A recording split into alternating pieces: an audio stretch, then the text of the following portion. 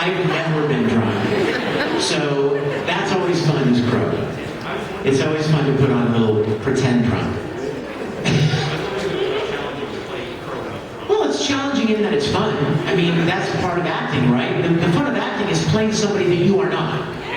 Right? If I cast you to play you, like, you just stand there and do you, right? So it's always fun to play characters that aren't necessarily like you. Like Qrow doesn't sound like this, right?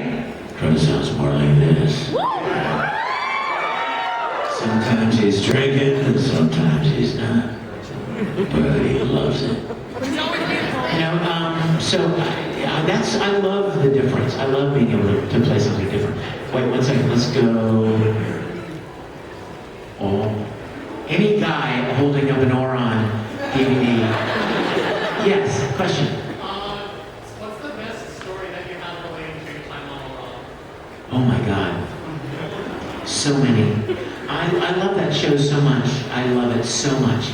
Every time somebody starts one of those nasty rumors that there's another season coming, I was like, I'm like, oh, don't you temptress, don't break my heart again.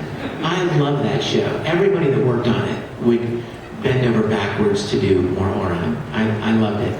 As far as fun experiences, all I can say is that I just fell in love with Tom McKee before I even started recording the show. Like, before I was in cast. Yeah. You know I'm talking about you, don't you? Before the show was even dubbed, I heard about it, I watched a few episodes, and I just loved it. And so it was a particular thrill to be in it, because I had already fallen in love with it before I was even cast. Yes?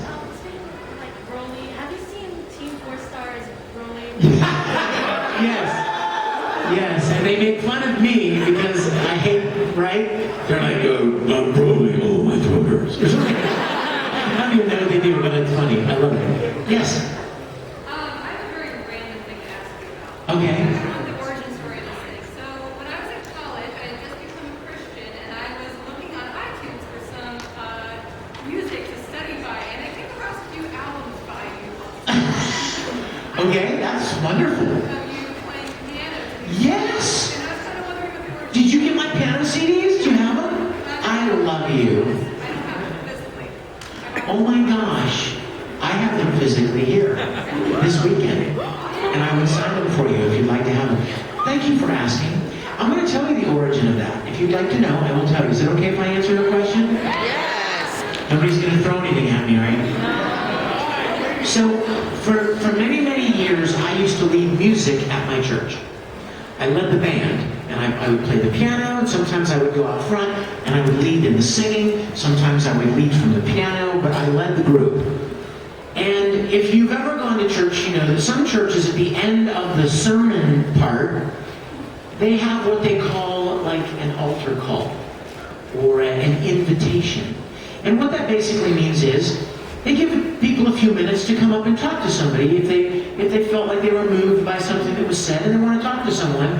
And so they give you a couple of minutes to respond, right? And during that time, they like to have music. Because music sets a nice mood, right?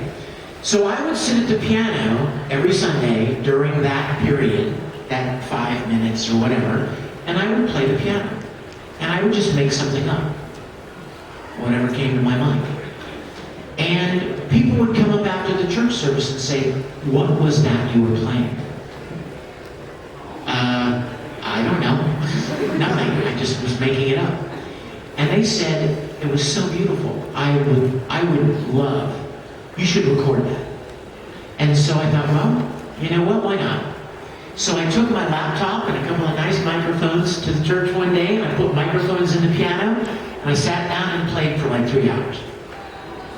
And then I took it all home, and I edited it together, like made nice little tracks, and made CDs. And what's really neat about it is that, you know, I have a lot of vocal CDs. Like, a lot of you guys know that I sing and write music professionally. What? Gloriously. Oh, I love you. Thank you. Thank you. I love music. Music is, I've been singing and writing and playing twice as long as I've been voice acting. And you guys probably know, a lot of you, how long I've been voice acting. So you can do that math, and that's terrifying. But a lot of people buy my vocal CDs because voice actor, vocal, right? But everybody that has ever gotten the piano CDs is like, I love these so much. They play them. They suit a whole bunch of settings, of applications. I've had new parents tell me our newborn baby screams and cries all night long, and we put your piano CD in his room and he goes to sleep and sleeps on. Or when you're in traffic and you're driving to work in rush hour, or you're sitting at your kitchen table in the morning having a cup of coffee, just, you know what I mean? And just quiet, a time for reflection and just calm. You know, it's not ostentatious. You know what I mean? It's not like, look how fancy I can play the piano. It's not fancy. It's not meant to be showy. It's meant to set an atmosphere, to set a mood. So I love you for asking about those. Thank you. Thank you so much. Bless you.